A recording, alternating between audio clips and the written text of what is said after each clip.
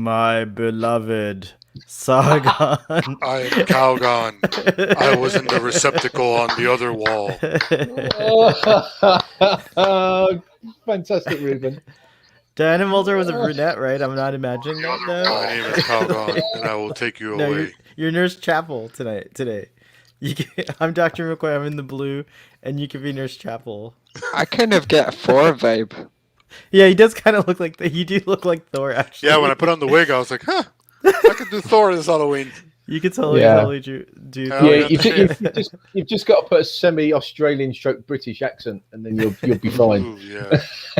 I don't think Ruben does good accents. I'm not good with the accents. He only does. I have my moments. I'm good with like certain phrases, but that's it. I can't really like carry it for. Even his Cuban accent is bad, and he's Cuban, and I don't even know how that's possible. But it's very not. I have a Martian accent. Yes, the Martian accent's your best accent. Welcome. We're back on another exciting episode of Starfleet Board, where we have a casual and informal conversation about Star Trek. Today we're focused on Return to Tomorrow, which I thought was all our yesterdays for some reason. Like the title, I knew it was like I knew which episode it was, but I kept thinking of the wrong title, and I almost got Earl Grey Trekkie to watch the wrong episode. So I apologize for that, Robbie. But fortunately, you hadn't watched it until today, so that was good. Every time I watch it, it's an hour or an hour 30 before we go live. Well, that's not a bad thing. At least it's fresh in your mind. Yeah, it's true. I've watched this episode 3 times, which is unusual, but that's how much I liked it. So I'm excited to talk about it today. Well, I watched it twice. As I said to the guys that obviously they've saying there, I watched first time round with the original special effects, and then I watched the second time in the remastered version. And there wasn't that many changes this time. Not many changes at all. No, I think the elevator shaft, I imagine, like or that big shaft thing. What am I remembering? No, you're thinking of something completely. You're thinking of Spock's sensor probes. No, that's probably what I'm thinking. Spock's brain. Spock's brain. I was actually surprised that we'll talk about it. But when the flames with McCoy. Oh yeah. I thought they might change that, but they didn't. It's still the original. It's still the original. The fake flames that they use, but turn sideways. The jazz hands. Cool. The jazz hands. It's like the fake fireplace paper. It was pretty cool. Yeah, definitely. Would one of you guys like to do the summary? Robbie, you haven't done a summary in a while. Do you want to do the summary? So basically, Kirk and Crew go down to this planet, and there are these spherical balls, basically, and shells. We are the receptacles. And they're spherical balls. They're bigger than walnuts, though. Thank goodness. They're like spider eggs. They're like bouncy balls, but basketballs. Like beach balls, right? Yeah, they look like beach balls. And bouncy balls. Kirk and what was Mulder's Catherine Pulaski character's name? Anne and Kirk. And I can't remember her last name. It's a cool last name, but yeah, Anne, Kirk, Spock, and McCoy. Mulhall. And McCoy go into this room with this other greenish kind of blue turquoisey ball that's lit up, and Kirk kind of interacts with it, and then Kirk does like crazy eyes, and I realized this was where the meme was born, or the gif where Kirk's kind of embracing himself. He's like doing that. Yeah. There's so many Star Trek memes, and there's like both comedic and like actually like epic, as is the speech leader, but that are born this is from the episode where do you remember the song from Information Society? I want to know what you're thinking. There's a part that goes dun dun, pure energy, dun, and it's from this episode. Oh, it's Spock. It's when Spock says it's pure energy or whatever. Oh, he wow, scans it, how pure crazy. energy. I'm like, oh shit, I want to know.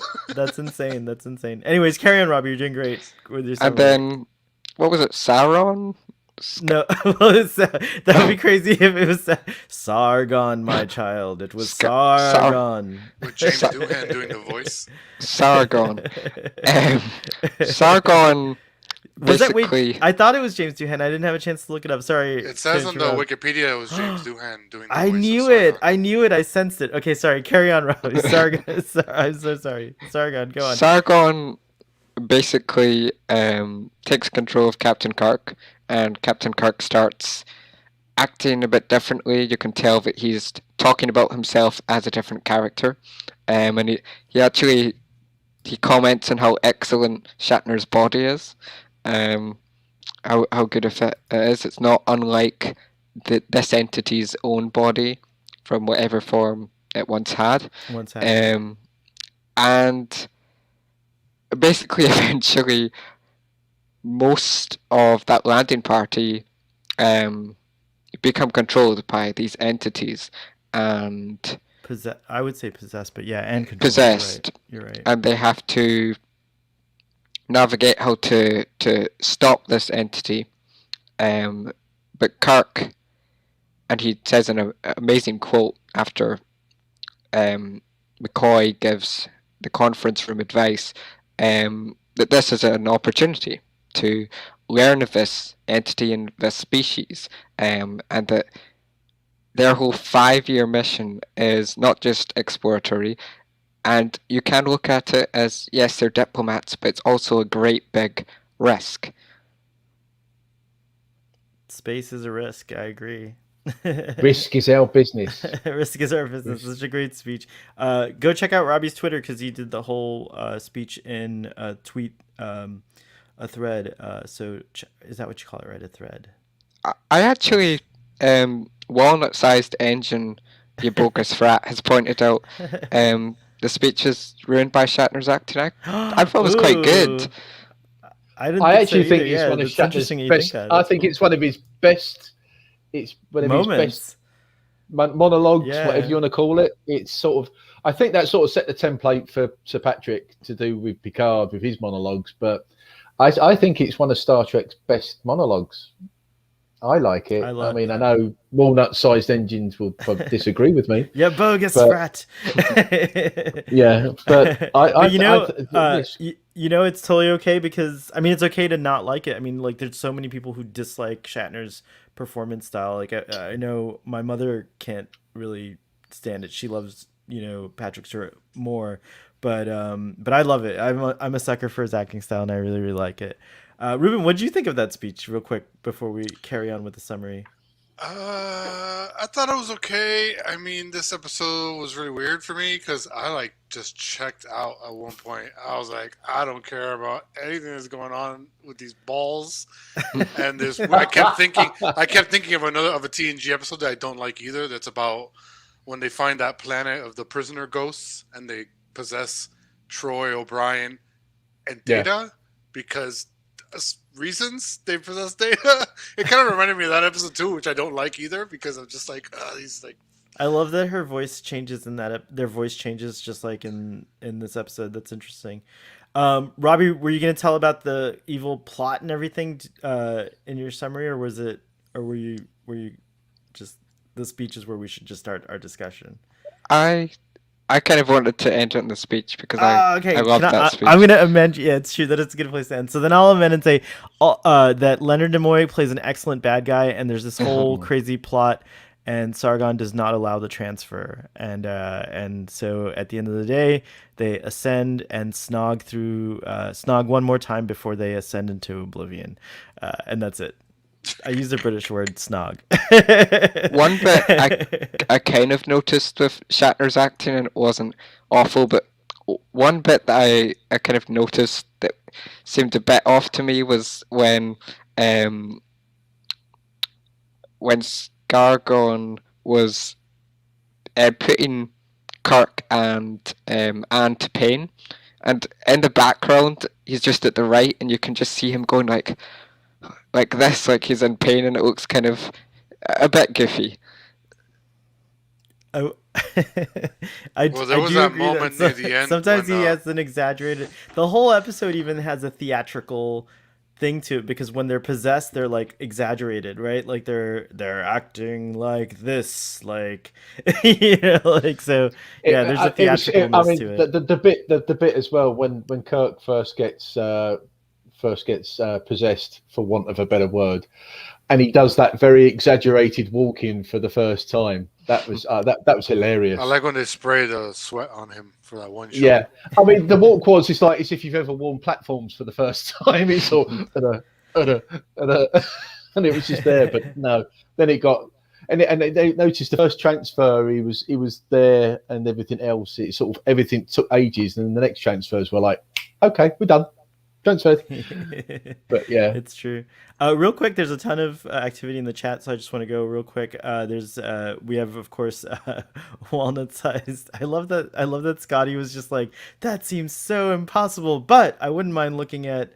The specs. I love that whole thing like because that, I'm like, wait a minute, you're okay with these alien guys giving you a shit ton of technology, which is the direct opposite of what you guys say to do with lesser species and giving them technology. No, but you're okay with taking the technology.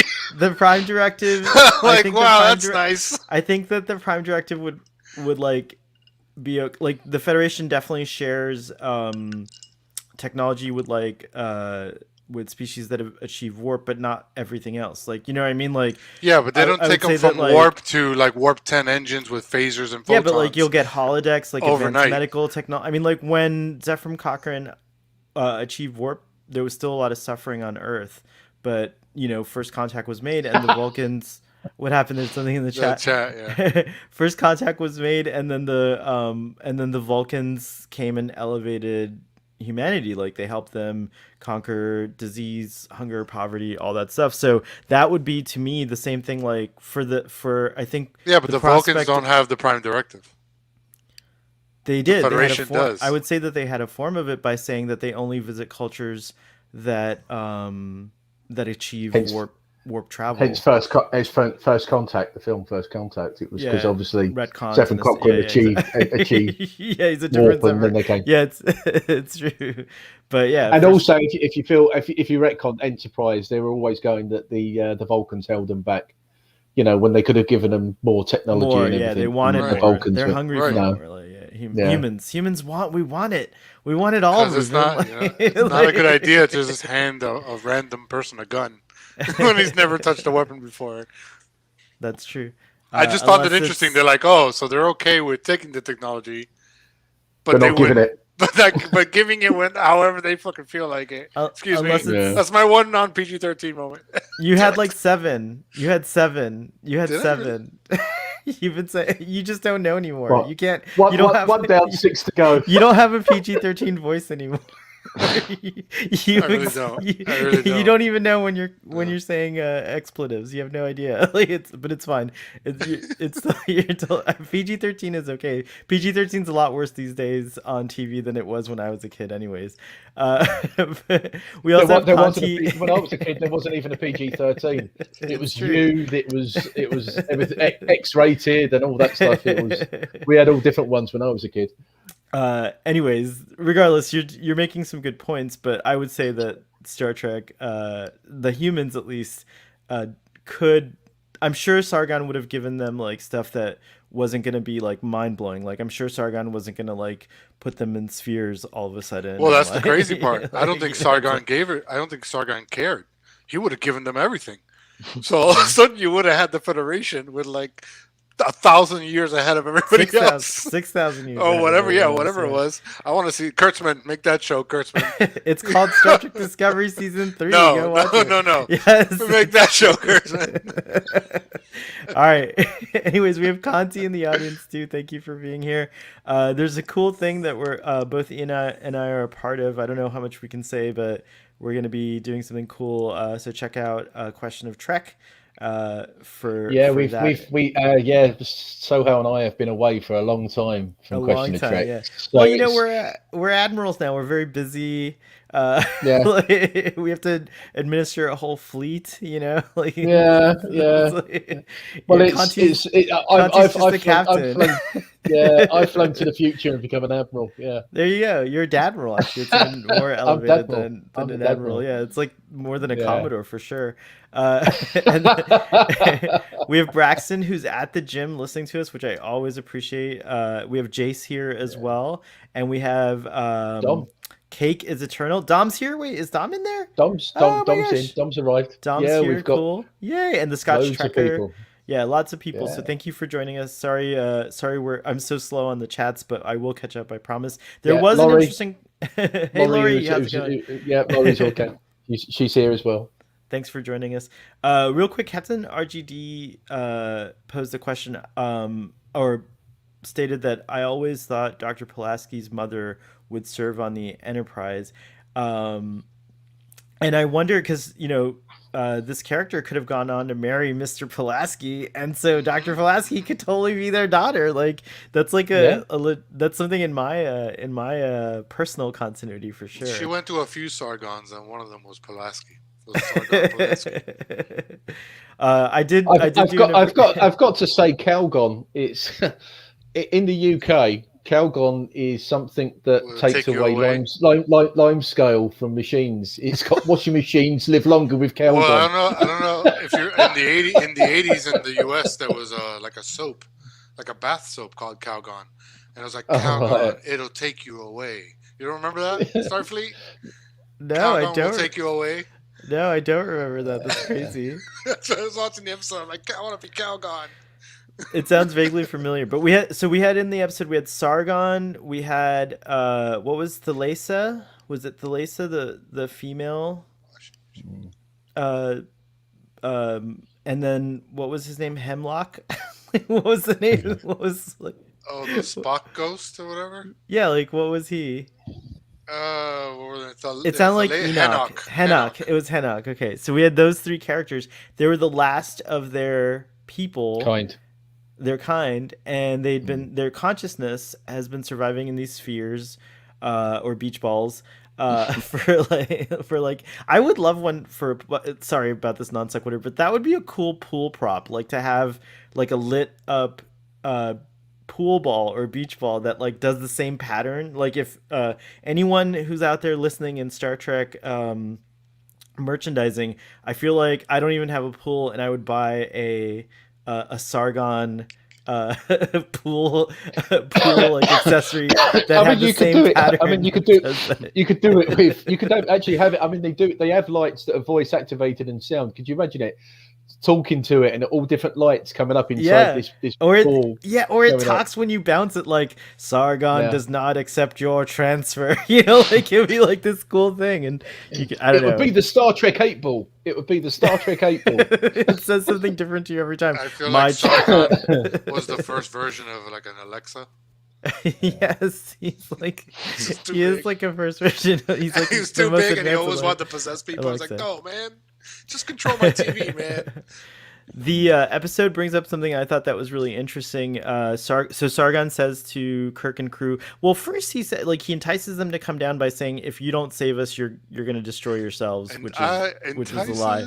I don't. He the right threatens. word? Yeah, it's like he threatens word. them, and then he's all like, he's all like, basically claiming that possibly what happens later, what we find out the truth about perhaps the truth about in TNG later on, is that he claims that humanity and other life forms across the galaxy may have been seeded by his people. It's like this whole seed and fruit thing comes up, which was like a very interesting way of saying basically they spread their DNA all over the galaxy, and so they seed spread. Sorry, those they seed their DNA. Sensor probes. But he's claiming that humanity could have been this, and I love the Doctor and Diana Muldaur's character, and says, well, our science tells us that humanity may have actually sprung up independently on its own, and so I thought that was really cool. And then it establishes that the Vulcans may have not been from Vulcan, that they believe that their ancestors come from somewhere else. So Spock's like, well, actually that might explain a thing or two about Vulcan. So I thought that was really cool, like world building and like an interesting concept. And I think it's kind of explored later, because in Star Trek Picard, Narek tells the story of like before his people arrived on Vulcan. So I think it kind of backs that up, which is super cool. So I love these like connective moments. So that was like probably one of the coolest moments for me. thing that got me was though near the start when he turned around and said, "Oh, their atmosphere has been ripped for half a million years." I thought, how can you tell that so quickly? I mean, I know it was just a plot line, but you're thinking, really? You can tell that by just looking. It was those just a bit. It was sensors, a bit odd. those advanced sensors. I don't know. I don't. This is like where I'm just guessing, but I'm imagining that they can measure the decay rate of the atmosphere by like scanning carbon in the or Let me something. tell you, I don't know, something like that. Spock's sensor probes go real deep. They real do. fast. They do. Oh, Indeed. They'll tell you about that. Conti says so. They are like Kirk and Riker then spreading their seed. Oh my goodness! Yes, yes. Riker only has 2 children, as far as we know. Kirk may have many. There may be lots of. No, they're like Well, they're like. we You think? we only Wait a know of minute. David. David. Yeah. Do you true. think they could be those founder people from that episode of TNG? No, I think the founders are older. That's what I was suggesting. That like those guys, the people from TNG, they're like billions of years old. They were like, for lack of a better word, spreading their seed billions of years before Sargon and his people were. So like it's I think that Sargon's people would have definitely been descendants of that effort. That initial like thing. So I think so. It's interesting. I mean, like the idea that I'm going to go cross. I'm going to cross franchise here. Didn't they call the founders the ones who created the Stargates as well? Well, they called the founders as well. I don't remember. Do you watch? Or is that the Stargate, Ancients? Or is it the Ancients? No, it's the Ancients. No, it's the Ancients. Yeah. It wasn't the Ancients, Asgardians. No, it was the Ancients. Eventually that gets worked in, but yeah, they weren't called the founders; they're called the Ancients. No, it was the Ancients. Yeah. Sorry. What were you gonna say? Yeah, go ahead. Sorry. I kept thinking what a terrible existence to have to keep going in a new body, and then they heat up, and you have to kind of jump from body to body. That could get quite boring if you're traveling all the time and not actually experiencing a proper life. It would probably almost be like a kind of hellish existence if you have to just, I've got a body now, I have to worry about this body not being able to contain or to be a vessel for my workings, and then you have to just keep getting new bodies. It seems like you'd probably rather just be dead at that point instead of jumping from ship to ship. Also, body to body, yeah.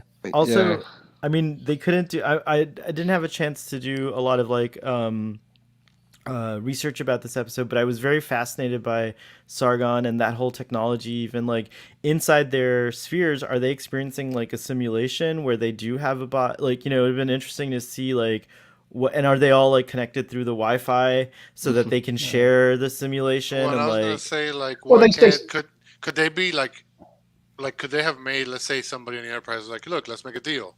You inhabit me 6 hours a day, then you go out so I don't die. Right, and you go back to your little ball, and then you come the next day. You take me for a ride for 8 hours, and go drink and get drunk and do whatever the hell you apparently need to do, Mister Disembodied God. Could you imagine that? So you sort of all of a sudden they've left, and you've got this amazing hangover. You're thinking, I don't even remember having a You drink. wake up the next day and you're like, Jesus Christ, what did this thing do to me? This would actually be a great Lower Decks premise if you ask me. I think that's like another good Lower Suddenly Decks have a kind bunch of salamander babies for no reason. Real quick about that though. I think if Henoch had trusted Sargon they would have actually had really advanced bodies at some point, maybe like in less than a year, because it seemed like that first iteration of Android. I think Sargon's plan, and again, it's not really illustrated in the episode, but I'm just kind of like guessing something that I think I would do, is that his plan was like, let's build these android bodies, and then let's build better bodies with those, and like even ships and whatever. Like that was just like 1.0, and they're so smart that they could have done all this. But I think that it's interesting that the temptation of actual flesh, like when they possessed their counterparts, and like it was cool. He described Spock as like this like amazing. He's like, I got the best body. Like he's just like this is like I feel this power, and that's what it's like to be Spock. FYI, Spock doesn't feel that way, but like imagine, that's like a cool. I thought that was another cool thing about the episode, is that like even though they would have eventually probably created technology that could have simulated like kind of like what the synths are in Picard, right? Like Soji and Daj are basically indistinguishable from humanoids, and so I would say that like that was going to be the path that Sargon and crew could have taken, but alas, the temptations of the flesh were too much. So I mean, you could actually sort of appraise it that basically Spock's character, whatever you want, was like the serpent in Eden. You've got Adam and Eve, and he's there going, you can have real bodies. You don't have to have this, this synthetic body. You can feel, you can do, and he was constantly whispering in her ear, saying, you can have this body, you can do that. And I mean, she nearly fell for it. It wasn't until she saw the pain that she was giving McCoy that she turned around and said, no, this is not right. So, Sargon, I thought he always thought better of his partner, his wife, whatever they called it. But you could see that the temptation, but Spock's character was always there going, you can have this body. You don't want this. Hey, PJ. But it was there talking. So it is sort of equivalent to Adam and Eve and the serpent and everything else. That's just another view on it. But going back to what you said, I think they were I think they knew they didn't have any body. They didn't have the bodies because obviously he said before that he was stretching out through space to try and find people until this is a bit odd now to saying it now, but his mind touched the ship and found the ship. But I think they were very cognizant that they didn't have bodies, and I don't think it was virtual reality because they so much enjoyed being in the bodies when they finally got back. It was like we could feel again, we can touch again, we can smell again. So because in a virtual environment they would have still experienced those sensations, perhaps. They'd still have those, but when they first got back into the bodies, they could smell, see. When he was saying, "Oh, I can feel the heart pumping again. I can, the eyes to see again," that type of thing. So yeah, there's that. Hey PJ, welcome. How are you? Okay. I feel a little sick. Oh no, PJ's on day 1, right, of his second jab. Oh dear. Well, it hit me harder than the first one. I know that. What'd you think of? We've been talking about this episode a while. I don't know if you had a chance to listen in on the discussion at all. But what did you think of this episode? I thought it was pretty boring. We did too. That's funny. It just drags, man, and like it's almost like there's no point to the episode. It's just about and it's. I mean, there is some conflict with what's his name, the enemy, Henok, yeah. So there's some conflict and drama there at the end, but man, it just drags. It drags, man. It's just one of those episodes that I find quite boring. As hell. But you all woke up down to the circulation, sets, heart beating, face, eyeballs. It's like, okay, dude.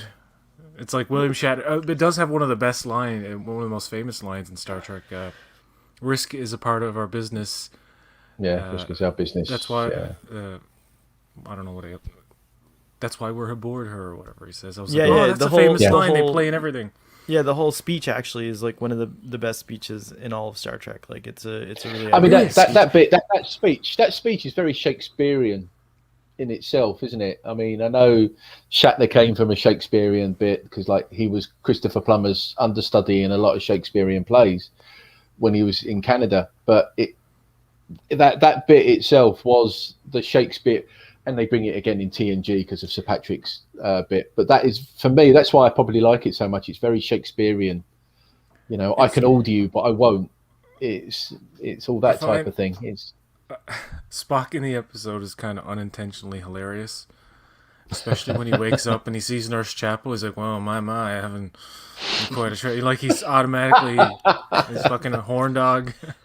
He's the only one that to me got to have fun because he's like, "Oh, but it's her reaction as well. The giggle, good. You know, he gets to not play Spock for once. Yeah. So I think to me, he's the only one who had fun.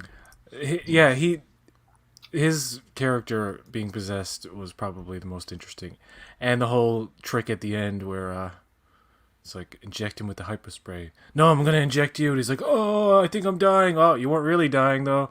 It's like, well, fucking tricked you, Spock, or Hanok, whatever his name. But it's interesting that they're not villains. Really, there's no real villains in this. Well, I mean, they're the kind of antagonists you feel sympathy for. The only villain is the writer. Ooh.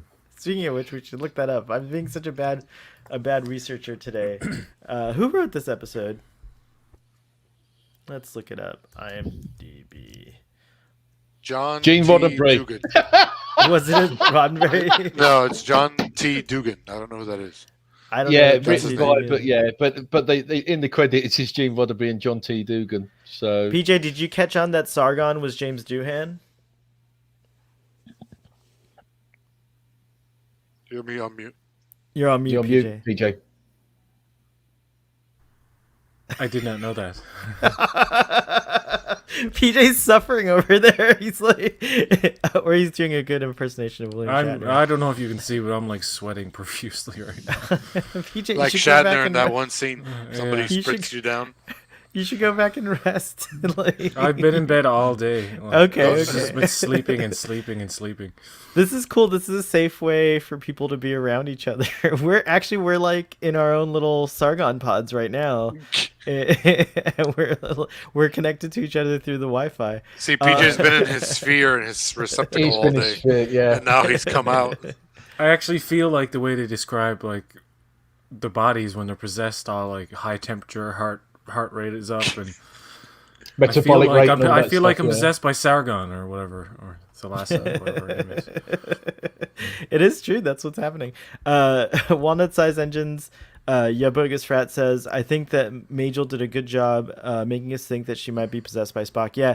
Oh my gosh. And he was so devious, that character. Like, I felt really bad. That's why Nimoy did a great bad guy, because the whole scene with the hypo sprays where he's like, just like, la la la la la, I'm preparing this one for me, and this one for Thalassa, and this. I feel like the episode needed to be a little bit more formulaic in the sense that you have them meet the spheres earlier, make them more sympathetic, so that they want to help the spheres, and then the Spock sphere turns out to be jealous and corrupt and just wants to be tyrannical with his body, as opposed to the other two spheres, the Pulaski and Kirk, who just want to legitimately live and are having trouble dealing with, do we want to live in a robotic body where we have no feelings, or do we want to give these people back their bodies and say, screw it, we had our chance?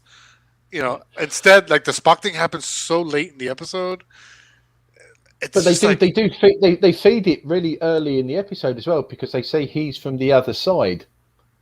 They actually, it's a brief throwaway comment, but they say when they're saying about the orbs that were still there. But then also from the rip, Sargon is threatening the Enterprise. So it's like you don't want to like this guy already. It's weird. It's a very weird episode.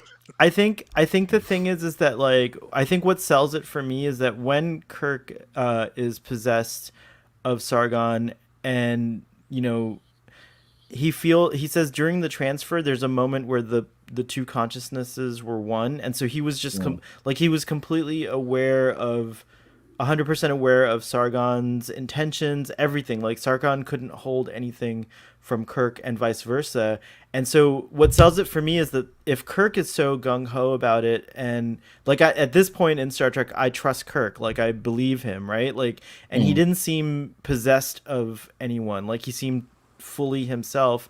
And so he's like pitching really hard for them to do this, because I think he truly felt in that exchange that they deserved to go on, like that he wanted to help. He felt like that Sargon and his people deserved a chance to continue to like, you know, flourish or prosper or whatever. And it is sad, you do see that there are only 3 of them left in that chamber, in that room, and you know, who knows how many thousands, you know, of those are underground or whatever, right? And the fact that only 3 of them are left, it's literally the dying light, the ember of this society, of this culture, of this, like, you know, civilization.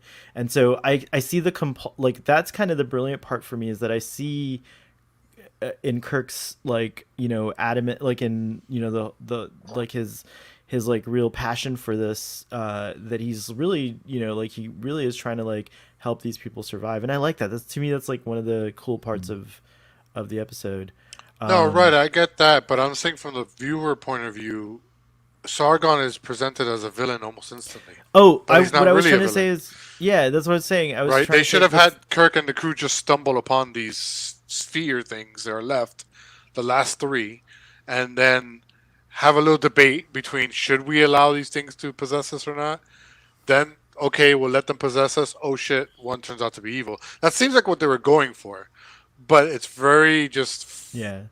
But I flat think the way there's they did it. I think Sargon's choice in misleading them suggests a desperation. Like maybe he senses, you know, maybe he senses this is it. Like maybe he's seen other ships pass by and he reached out and they refused, like, to come because they were freaked No, out. And, like, if a no. voice, It seemed to me that the Enterprise was the first one that oh, he'd come in a, across oh, okay, but in maybe all that this is time. the maybe. I'm just saying maybe there's a reason why he's so desperate and that he's willing to trick them a little bit. And Well, like if maybe you think you know, you've not things- come into contact with anybody for 500,000 years, Yeah. you will get desperate, won't you? It's it's that bit. So yeah, I think that's probably where he's going. I think it's like everything, when you've not had anything for such a long time, then like something appears, you tend to grab it very, very quickly, even if, you know, it might be not the right thing. But if it's been such a long time, it's human nature, you know. It's like if you've been out of work for a long time and you want to work, and there's all of a sudden there's a job opportunity, you go for it, you grab it. It may not be the right thing for you, but you don't care. It's work, and you wanna do it. It's sort of, for me, Right. it's that type of thing. But I I do think- agree. I do agree. Then, if that's the case, that with Ruben's point, that like, yeah, maybe it would have been better written had Sargon never been misleading, like to have him be kind of a more pure figure, perhaps. But yeah, it's interesting. Well, What were you gonna just say, yeah, get to the. I don't know. I don't want to rewrite an episode that was written 6 years ago. There's no point. That might be a It's fun kinda- exercise. That might be. But a fun again, another exercise, episode, another episode for Strange New Worlds to look at and go, hey, let's update that. Yeah. You know, Yeah. I mean, Trek does that all the time. There's almost every Voyager episode's a DS9 or a TNG episode, just done slightly differently. And I'm not hating. I love Voyager. Don't get me wrong, but it's just interesting stuff. You know, like it's cool, the idea. Like you can see in almost every episode of TOS the idea that's there, the heavier idea that's maybe they couldn't do it, maybe they didn't have the time, maybe they didn't have money. You know, but like in this episode, I could tell they were like, save the money, guys. That's funny. Well- I totally think they delivered, maybe accidentally, but I think they delivered. What were you gonna say, Robbie? I was just thinking it could have been interesting if we saw the entities trying to get used to the bodies a bit more. So maybe they're kind of clunking about the hallways or something when they're trying to walk. And I have to agree with Ruben. I would have liked a bit more conflict with the entities. It could have been really interesting if you had this kind of not hate triangle, but conflict triangle, and you get to see the characters interact as the entities, but maybe one of them thinks it's unethical to be in a body and disagrees with it, but one of them's like, no, we should do this, and then the other one's a bit unsure or something, and kind of have a bit of variation between them. Yeah. I think that it's always difficult because I mean we're all of us we're looking at it 50 years later. It's with everything with TOS. We're always looking at it 50 years later, and we tend to look at it with today's sensibilities as well. And things were totally different. We none of us were born when this episode aired and when it was filmed, so it was. And I personally lean to a different. protective attitude of TOS, and maybe I have to disarm that a little bit, because I'm always like, no, you can't change it. Don't change. No, it's perfect. But I'm learning that it's not always perfect. It is. Well, I think I think, to be honest, I think that's where probably the Kelvin timeline would be a good vehicle.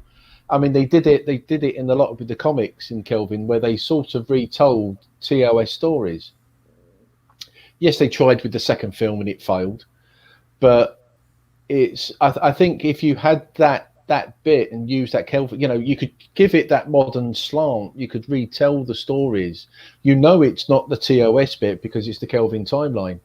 I think you could go bit with Ruben said. You could just rejig it, make it with the modern sensibilities. I think that's where that would work. Use the Kelvin. That's the right vehicle for the Kelvin timeline, is to retell or re-augment TOS stories better, whatever each way. But you use it that way. I think that would really work. I mean, you look at it as just three ancient beings, disembodied ancient beings, seek to return to the material world. Just take that's it. That's the episode, right? Like that's pretty much the episode. Yeah. The fundamental, the fundamental like thread of the episode. You take that into Strange New Worlds, you can have a lot of fun with it if you do it right, obviously.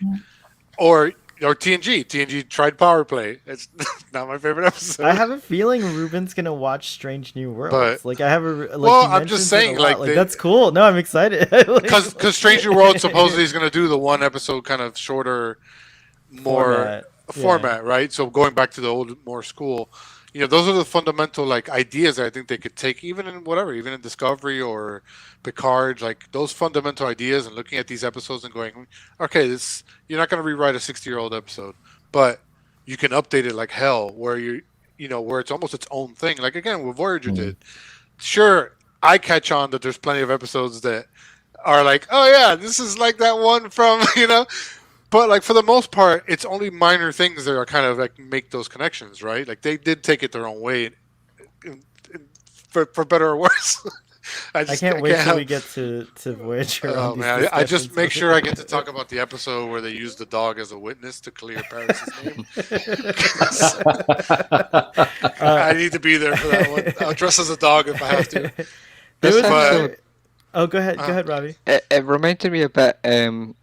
What's that episode where Picard is taken over by an alien? And the crew have kind of caught on because he's singing 10 forward. Oh yeah, yeah, when he gets transferred to the little like prison with the other three aliens. I can't help but think of the Pogo video. If you guys want to check out a fun video, go check out Pogo's video. That it's like really fun. But what is that? Isn't that the episode where he electrocutes the ops and the? No, I don't know. I don't remember. I think he got took over a couple times, but I can't remember. I think Scott Trekker has just said it. Allegiance. Yeah. Thank you, Scott. There we go. He's just mentioned it in the chat. Yeah, where the aliens are testing out something and they put Picard in with the. What is it? It's not a Nausicaan. It's some other thing, but it's like what do you call it? No. Someone's gonna put. She's not a Bolian, is she? The one with the breathing equipment. What is it? Oh, that's no. It's a blue alien that wears like a little cloak. That they're like peaceful mediators, and then there's like a kind of Klingon-y violent. Oh my planet's all about war. One of those guys, and he doesn't like the food they're being given. And so it's like a puzzle by the alien, like they're rats in a maze, basically, for these aliens. Real quick, I hope Dadmiral can still hear us, because I have another question, which is in the episode. Sargon also mentions that their civilization had reached such a point of sophistication of the mind, like of evolution of the mind, that they became gods. So that's funny because the Lower Decks episode we just had was like, had to do with that. But also, we have Gary Mitchell that his mind, expands like so that he becomes like a, all powerful and stuff like that. But they say that for them, that caused them to destroy each other. Like that's why they ended up in these, maybe they're prisons actually, the spheres. Maybe they're not necessarily habitats or whatever, but maybe that's what they decided, is to imprison themselves to prevent this from going out of control. But who knows? But but anyways, I sort of think they're like the Catricarchs, the Vulcan Catricarchs. Oh, interesting. That's like, they're like that too. But Yeah. regardless of that, but that idea, do you think like, I don't see humanity going in, like, have you guys heard of like the singular, it's kind of like they reached a singularity, if you will, right? And I don't know if I see humanity ever reaching that level. I think we're going super technological where we're not expanding our minds anymore. They're like our mind, we're like adding to them with external things, but it suggests to me like these guys could just like do the internet in their brains, like that. And maybe technology had something to do with that. But anyways, it posed lots of interesting things about humanity. I wondered what you thought about like a humanity that reached that level of sophistication or consciousness. I don't think all humans will be. There'll always be the innovators. There'll always be the inventors. There will always be uber intelligent people. I think they're always set aside from us minions, normal people. But I think there'll always be those people that are there. They are. I mean, they're the innovators. They're those people that all of a sudden we just have this leap of technology for whatever reason. So those there are those people behind that. I don't think we'll all be like it. I guess what I mean to say, Ian, is would you enhance your own brain with like a thing that you could put on that would like make you more of that person? What you mean, like Johnny Mnemonic, sort of plugging? Yeah, exactly. Or what about the other the different, the opposite of that? Where like, what if one day somebody invents a sphere like these things, but if you put your consciousness in it, you get to live like your dream life, like a holodeck. Basically. Similar, yeah. And that's it. All humanity goes into their spheres on these shelves, which reminded me of Futurama, the brains in the jars, or the heads in jars. Everybody goes into these spheres, and that's why they're all neatly arranged on these walls, because everybody volunteered. And I don't know, I guess their bodies were carried off by the few people who didn't want to be sphered. Or it's going to be these people that have got, death, cancer, that they know they're not going to live. Are you going to put them? It's there until they can produce a body that you can get your mind back into. Bit like cryogenics. They always say that if you'll be dying, and they're going to cryogenically freeze you until they know that they can cure cancer or anything like that. Like Walt Disney is allegedly, that's a big urban legend, is that Walt Disney is like cryogenically frozen, and it got updated as I got older, and now it's like just his head. It's only his head. They're like, and so it's interesting. But I mean, that is a technology that actually today is sold. Like you can actually buy a kind of like put you on ice at the moment of your death type of technology. I don't know how there is. I don't know how reliable it is or anything like that, but it is interesting that humans have this like desire overall to like continue to like to transfer, and it's interesting. They need to do a follow-up on Sargon species in Picard, building androids and transferring consciousness. I mean, basically that is what happens to Jean-Luc. Is instead of a sphere, it's like the chip, right, or whatever, the environment, like the computer that he was placed into. He was digitized, put into this like the golem. Yeah, he was put into this like digital thing, and then these androids that we saw in this episode are like the golem. They remind me of the golem sort of. So your consciousness gets transferred into it. The golem's Soong's technology is way more sophisticated, but like had Sargon and his crew been less greedy, they may have achieved that level of sophistication as well. PJ, you trying to say something? Sorry. No, I think PJ's gone. Oh, yeah. Go ahead. I was a bit cynical. When I saw this kind of shelving area with all of these spheres, and we find out that they're entities, I kind of imagined either they were stored here because this species had done something terribly wrong and it was to stop them, or they were criminals or something. This was kind of like not a prison, but a torture, if you will. I want to see the maid come in after those 3 spheres are gone. She's just cleaning. And he's I like, tell you what, "Oh, I've been hearing shit." here for the past 15 minutes. All you guys so desperate to make this an interesting episode. You're like, what if it was this, and what if it was that? What if it was everything that it wasn't? Well, I'm just trying to convince you guys because I love this episode. But I guess we should. I Wrap found it up. funny how the dude was like, "Yeah, I could be your daddy. Shut the fuck up. I spread my seed all over your earth back in the day." Yeah, I jizzed all over your planet. And look, this is what it's done there. Oh, we got a reference Babylon 5 River of Souls. I haven't seen that one yet. No, I I've don't not think. seen Babylon. I've actually got okay. I've got all of Babylon 5 now, but I've not watched. I watch bits here and there, but I'm one day I will sit there and watch it. This actually episode, just as a little bit of trivia. This is Diane Mulder's first appearance in Star Trek. Yes, her second appearance is Dr. No, Pulaski. no. A second one's later in TOS. Oh wait, I didn't realize that. I forgot. Yeah, she's Truth in is 2 in Beauty or episodes of something? TOS. Truth is Beauty with the Medusans. Oh, that's So- right. Oh no, I didn't where realize she's that. like- I knew that. So this, I this- just I had a brain. no, fart you in didn't. this You moment. obviously you No, didn't. no, I did So remember. this- It's with the. I remember her with the red. The red. I do remember now. Yeah. But she's such a chameleon. She's so good at playing other characters because when she came back as Dr. Pulaski, She just plays doctors. She does play. When she came back And as also, Dr. Oh, sorry. Real quick, when she came back as Dr. Pulaski, I didn't make the connection initially that it was Dinah Muldar. But once you say it and then you look at her and you're like, oh yeah, it's the same person. Duh. Sorry, you were and gonna say. also, Sulu's back. Very briefly, but Sulu is back. I did notice. After all that time doing Green Berets, he's back. Lori I liked Hughes when says, he tried to move, and Spock was like, "Don't make me, don't let." What is that? I don't know. Yeah, don't make He said, me "Don't make let, you- don't make me make an example of you or something."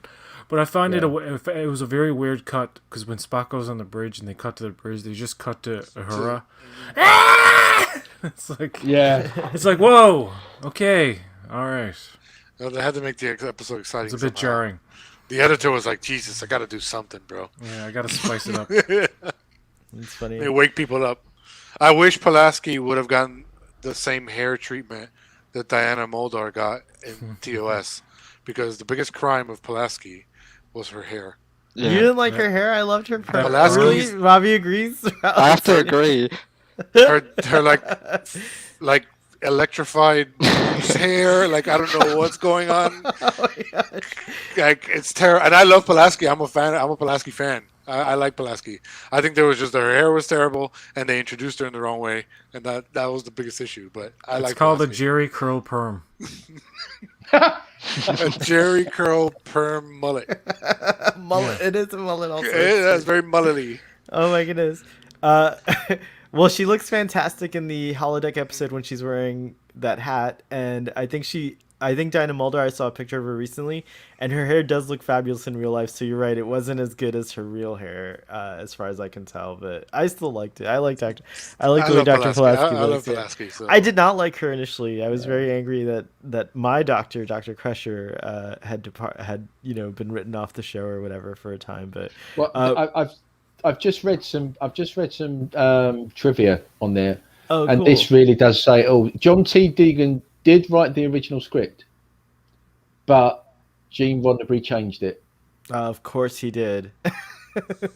So yeah, it's got here writer John T. Deegan. All the kissy bits. All the kissy bits for Gene Roddenberry. he wrote the original script of this episode, and he was sending an article. The original draft, Sargon and Thalassa continue their existence as spirits without bodies, floating through the universe. However, Gene Roddenberry, who did an uncredited rewrite on the script, changed the ending to the aliens fading into oblivion. This led to Dugan using his pen name, John Knightsbridge, in the episode credits. Another one that was unhappy. So Gene Roddenberry pissed off somebody else again. Oh man. So you have this comment up here for a long time. I just want to say that. Yeah, I meant to read that. The whole thing about we only use 10% of our brain. That's like an old myth that's been just totally debunked over and Well, over again. it's also like a half truth. I think it's like only 10% of our brain may be allocated to cognition, but we actually do. It is true that we do use. We use all of our brain all We the do time. use all of our Yeah, brain. Yeah, it's yeah, true. like, The whole entire brain does work, but I believe only 10% of it is allocated towards cognition. It would be interesting though if 20% of our brain was allocated to cognition, or our brain pans were bigger. But we would probably look like that guy in that terrible version of the Green Lantern, the Skarsgård. No. brain scans have shown that no matter what one is doing, all brain areas are always active. Some areas are more active at any one time than others, but barring brain damage, there is no part of the brain that is absolutely not functioning. That's true. I use have more a of my f- brain when I'm asleep. We might do. Actually, we might do because I think your brain goes into a different mode or something like that because Yeah. dreams are like a way of flushing out the brain's a really fascinating thing. I have a friend who's a neuroscientist, and you're right. We don't just use Oh. part of it. We lost Earl Grey Trekkie. I'm so sorry. He Hopefully faded he'll- into he'll be oblivion. back. He you might faded. say. He ascended into oblivion. Sargon did not permit the transfer.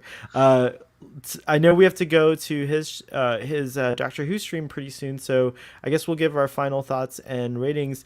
I enjoy this episode because to me it's like it has a lot of like really cool sci-fi concepts, and I wanted more, and I was very fascinated by it. It just got me thinking and stuff like that. But yes, on the whole, it's very.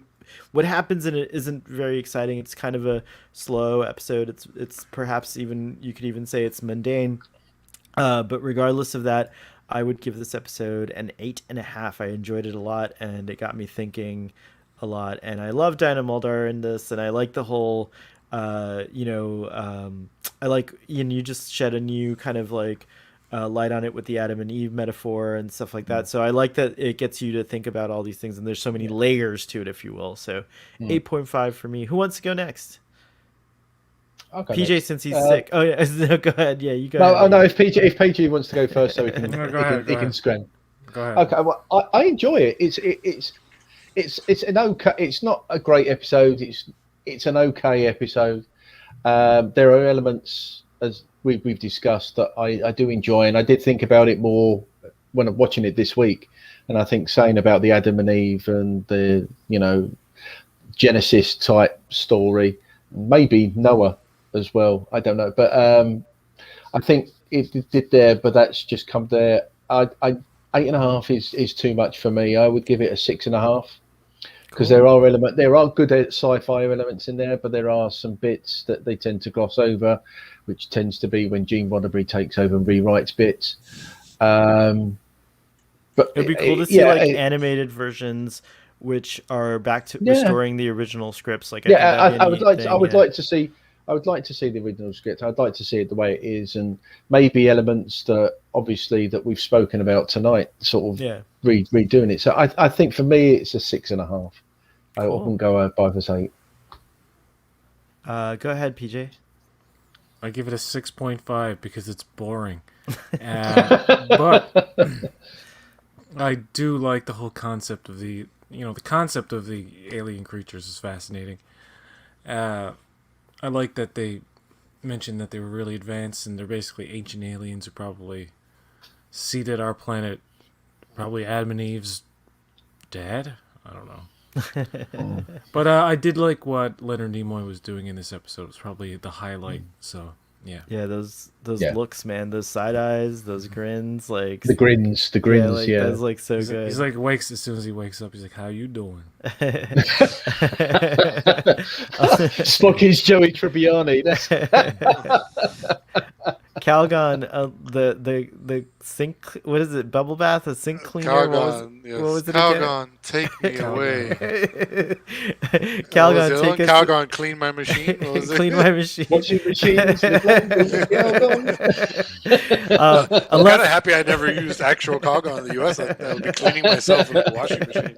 Unless Earl Grey Trekkie makes it back to give us his thoughts, which we regret not having him. Sorry we lost you. I don't know what's going on, but He ascended. It's what's going on. But anyways, Ruben, take us out with the with the last thoughts and rating. Yeah, it was a very kind of mediocre episode overall. I did write down a few lines that I love from the episode, which the first one was, "Your probes have touched me, Mr. Spock." That was great.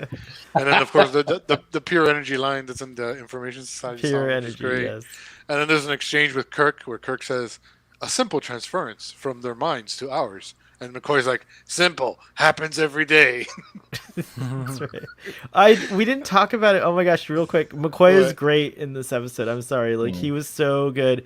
And like I loved how he was challenging everyone in the room in that scene. I just want to get that in there. That was another good, had such good performances, I thought, like overall, yeah. Well, My as final I thoughts said are... Oh, go ahead. No, I was going to say, and then you can't discount the monologue, Kirk's monologue. I think, that, as I said, it's probably one of the best Kirk monologues you'll ever get. Sorry, Ruben.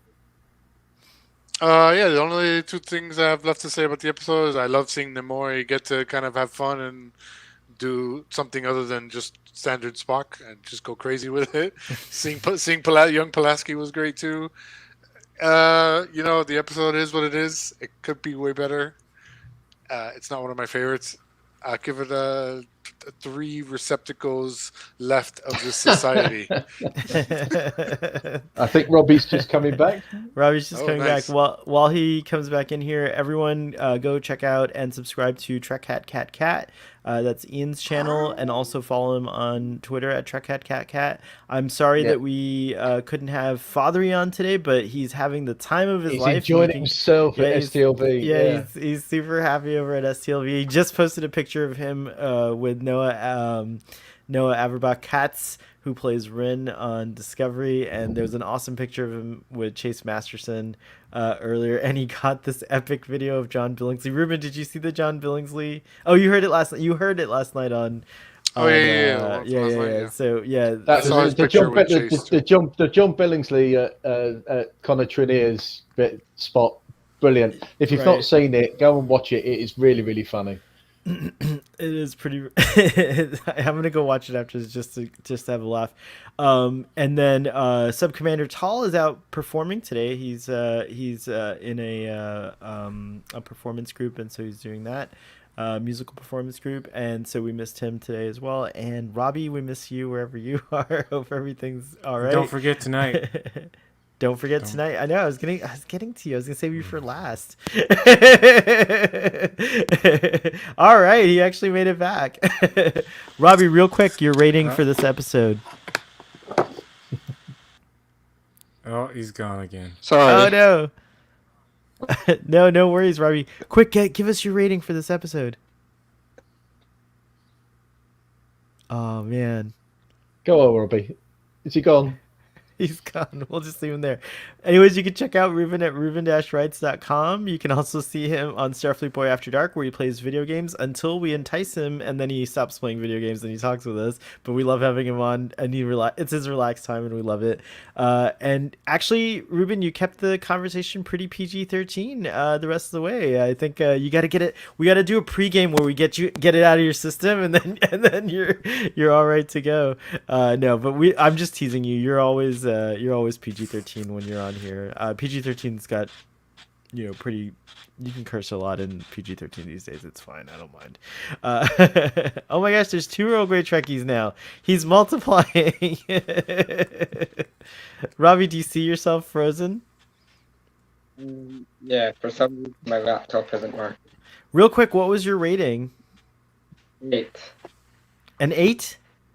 Wow. Yeah. Nice. Yes. Very cool. All right. And then go check out Earl Grey Trekkie. Right after this discussion, we're going to be on his channel talking about Doctor Who, the Daleks of Manhattan, and Evolution of the Daleks. 2-parter. Yeah, the other Robbie was a clone. And then awesome, later on tonight, 10 p.m. Eastern, go to Boatwreck and watch along with A Man Alone, Deep Space Nine, episode 3. 4. Episode 4. It's like, I think it's 3 on Netflix. So It's- the first yeah, season's that's all why I messed get up because of the confused. 2-parter at the beginning Yeah, and the it's production true. order versus the air date? Netflix seems to combine all two-parters, or most of them anyways. It's Most of them. interesting. Yeah. So yeah, check that out. And what else is going on Boat Wreck, PJ? Oh, that's it. Okay, cool. I might there be, might be more. I will be talking about Lower Decks eventually, but yeah. Very cool. When he's feeling better. Hopefully you feel better soon, PJ. Speaking Nice. of Lower Decks, we're having another discussion for Lower Decks on Earl Grey Trekkie's channel tomorrow at 3 p.m. Eastern, right, Robbie? Yeah, everyone's welcome if you want to join. Cool. I think you can only host 10 people on a stream at a time. So if you invite everyone, that means you'll have like 100 or so people. So anyways, I'm excited about that and hearing your in-depth thoughts about that. So thank you, audience, for joining us. I know there's a lot of options on Saturdays, but we appreciate that you choose us. Live long and prosper, and we will see you next time.